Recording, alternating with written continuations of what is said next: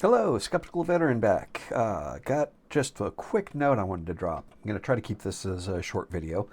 I had an interesting interaction with somebody online and social media. Yeah, that never goes well. So, this person was trying to espouse that this is true, that the Biden administration sent $2.7 trillion in Medicare and Medicaid funds overseas to people who are not eligible to receive them. So, $2.7 trillion. That seems like a lot of money. And you could even say that they have some backing evidence in this news article from the Express Tribune.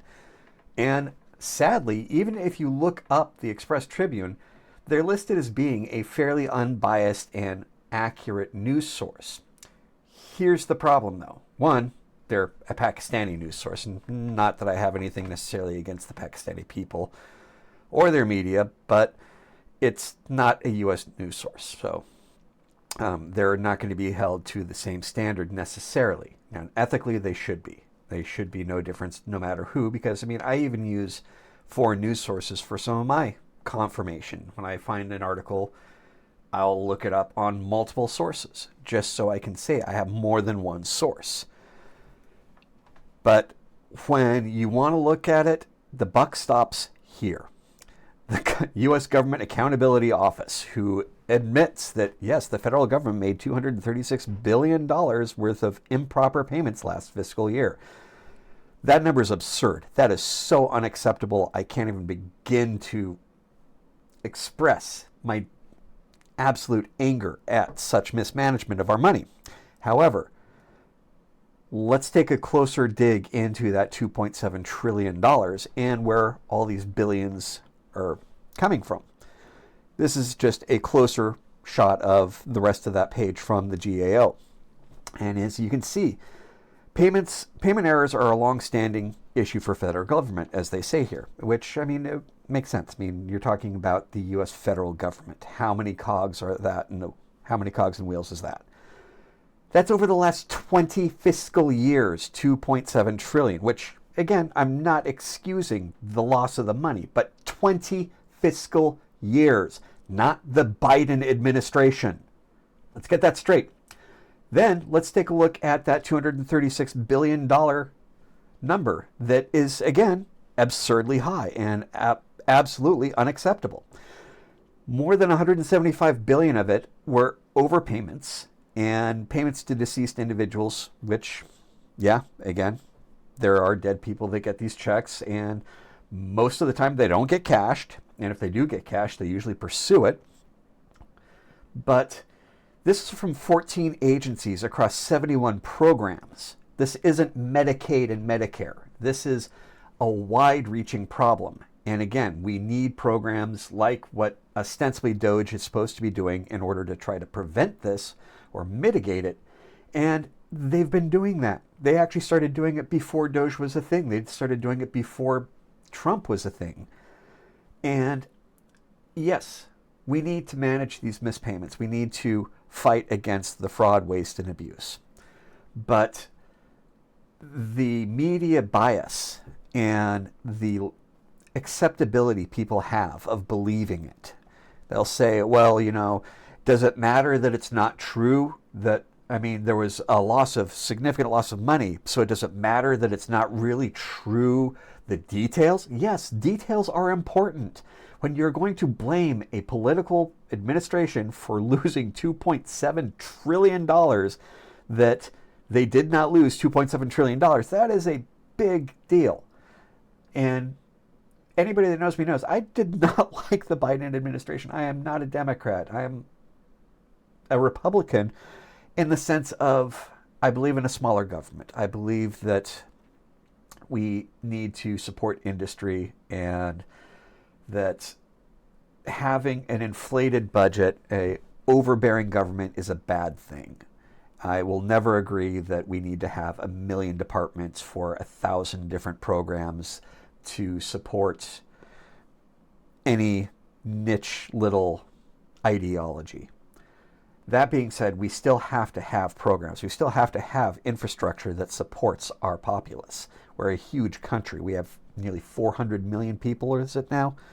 You can't do that with just a mom and pop shop down the street that's on the corner in Washington, D.C. There needs to be a lot of infrastructure to support that.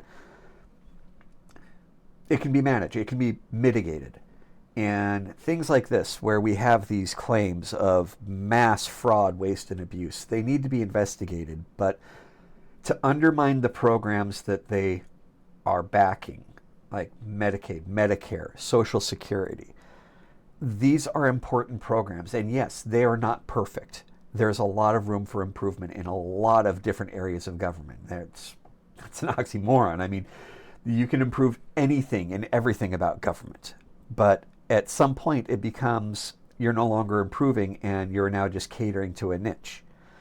And we need to find that balance. We need to make the homeostasis of what we pay in taxes, what we receive as benefits, what our entitlements are, and what programs are there to benefit people altruistically. I say that things like SNAP, because if you can't afford food in this economy where groceries are getting more and more expensive, regardless of the day one promises, things like that, we all know that you can't just cause groceries to statically lock or decrease. Presidents don't control prices like that.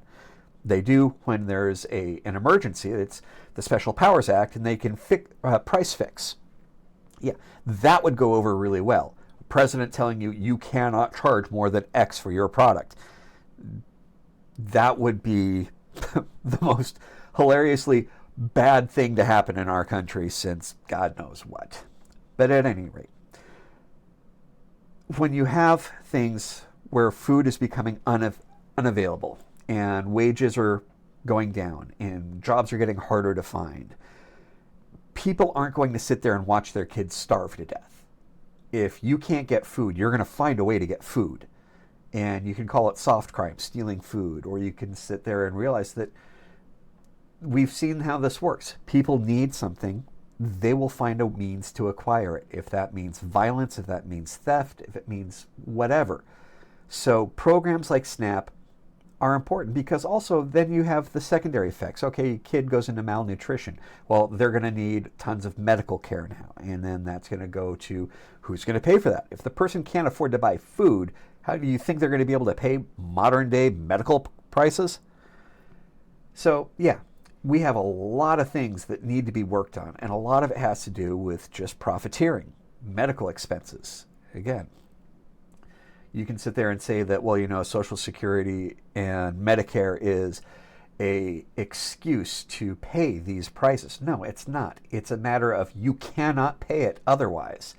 And we try to find ways. I mean, Obamacare ostensibly was supposed to try to fix and prevent some of the price gouging for medical care.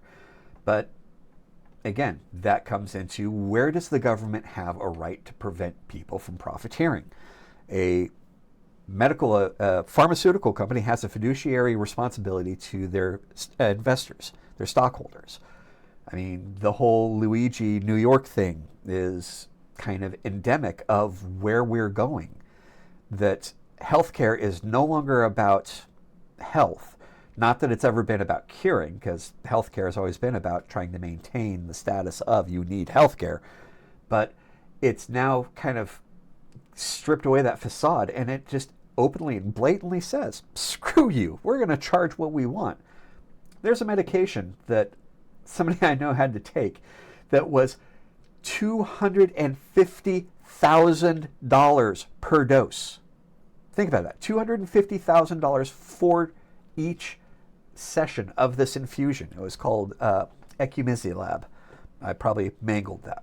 But nonetheless, 250 grand for a shot. Now, yeah, it might be a wonder drug. I might do something. Sadly, for the person that I know that took it, it did nothing.